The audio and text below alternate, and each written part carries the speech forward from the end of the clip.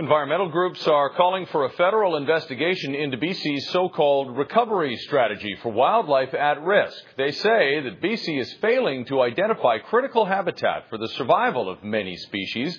And what's more, they allege that failure is deliberate.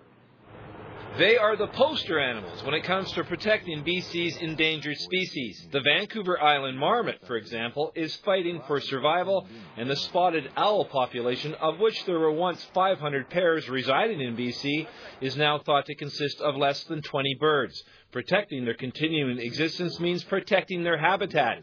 And now a prominent BC environmental group is accusing the government of deliberately refusing to do just that. We are very surprised that the BC government would actually put this in writing. The Western Canada Wilderness Committee obtained documents through a Freedom of Information request that they say shows the BC government is pointedly refusing to identify what are called critical habitats for endangered species. The document, a Ministry of Environment draft report from last year, states no critical habitat as defined under the Federal Species at Risk Act is proposed for this time.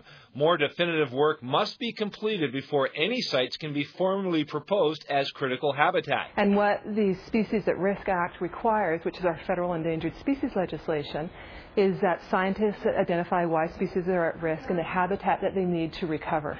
But you shouldn't have politics trumping science when it comes to species.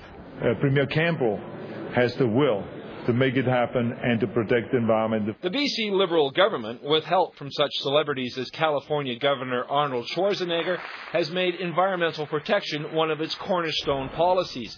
BC is world-renowned, of course, for better-known species of wildlife such as killer whales and Kodiak or spirit bears. Being accused of not doing what it takes to protect more endangered species brought a prickly response from the government today. And I'd like to think it wasn't done deliberately in terms of misinterpreting or misrepresenting what that document said, but I'm tempted to think that that's what they did do, because if you just read the next sentence, it says we will be recommending additional habitat protection for species once we identify what those species actually need.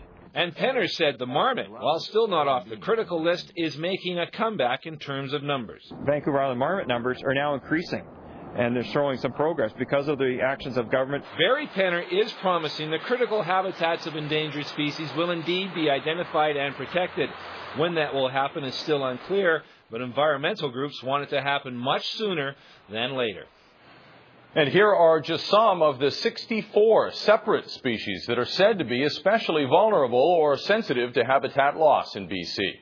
The Pacific giant salamander, northern goshawk, the sage grouse, the spotted owl, Vancouver Island marmot, the sea otter, and the Dall sheep.